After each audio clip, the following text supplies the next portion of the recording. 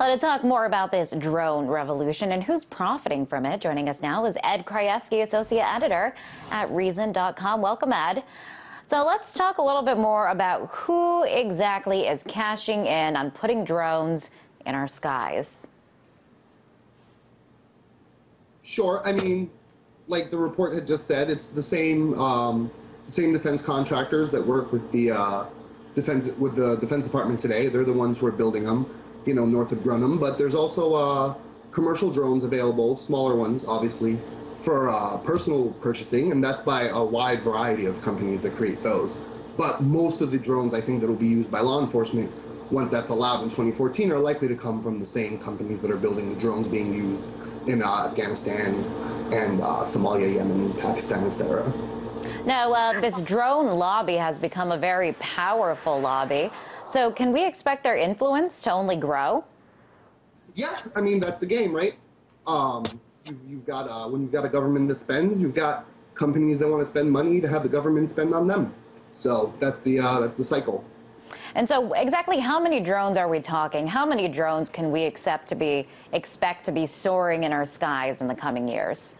I mean, it's an exciting prospect for local police departments. So some of them already have them. There's a sheriff's department in Texas that made news last year when they bought a drone that could be equipped with a 12-gauge shotgun or a grenade launcher, even though they didn't purchase it with that attached.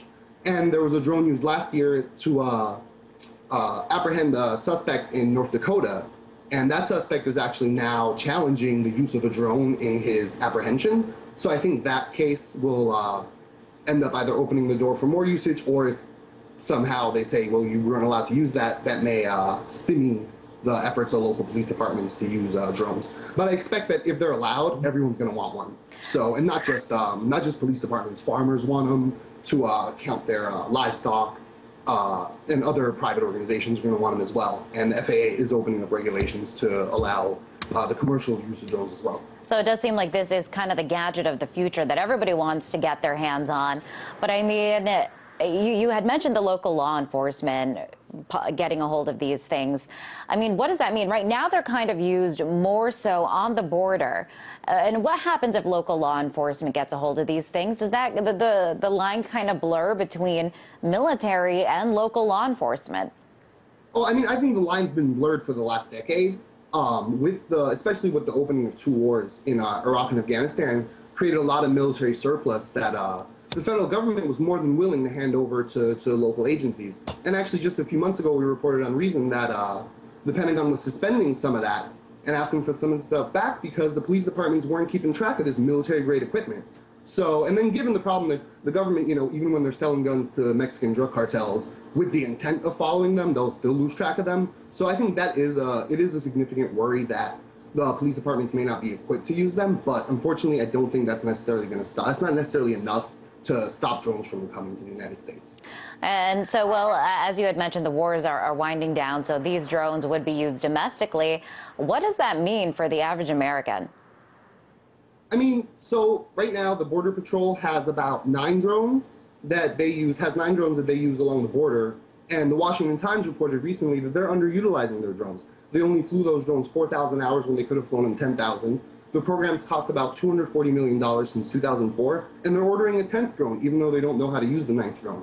So I think the first thing Americans will have to worry about is just how much money might be wasted in this, because a lot of these law enforcement and other agencies are going to be very excited about buying a drone, but then may not even know what to do with it. Other than that, I think what's to be expected is that these drones are going to be used to ramp up the drug war. We have a president that enjoys executing the drug war, and we've seen in the last 3 or 4 years more raids on medical marijuana dispensaries and so forth and so forth. And so, especially as states start to loosen their restrictions on drugs and on narcotics, I think there will be the temptation to use drones to expand the war on drugs here at home. Now, proponents of drone technology actually say, you know, that they try to tout that this is cutting-edge technology. They get the job done efficiently and at a lower cost because you have less people involved in this. They've been used to help seize illegal drugs and used on the border. What do you say to proponents of the drone programs? I mean, there's no doubt that they do have certain benefits like that. I think it's important to differentiate the use of drones here at home and the use of drones overseas.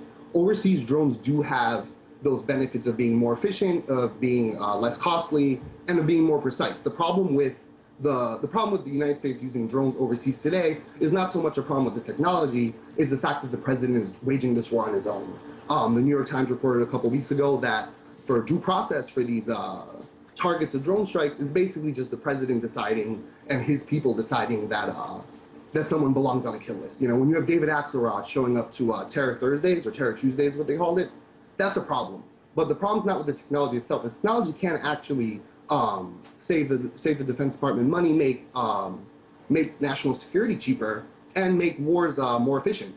But the way it's being done now, haphazardly, to kind of just send them to different third world countries and blow people up, and kind of there's no transparency and there's no accountability and there's not really a structure there. That's more the problem than the technology itself. I don't think there's much you can do to stop the technology from developing. It's not a weapon of mass destruction, so it's not something that a lot of countries are going to have a vested interest in preventing the proliferation of. So it's more about creating the safeguards necessary to we are absolutely seeing a proliferation. What we were just seeing on the screen there is one of the new mega drones that are unveiled. It could soar at 11 miles high for days at a time. These things are just getting bigger and better and fancier. I mean, where does it end?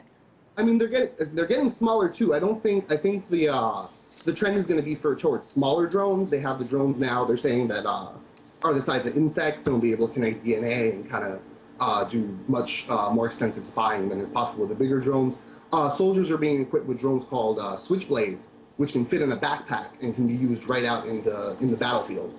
So I think while the bigger drones may be the ones that get more attention, it's actually the drones that we're going to be bombarded with in the skies are probably going to be the smaller kind and not the giant. All right. I don't mean to cut you off there, but we are out of time. Thanks so much for coming on the show. That was Ed Krajewski, Associate Editor for Reason.com.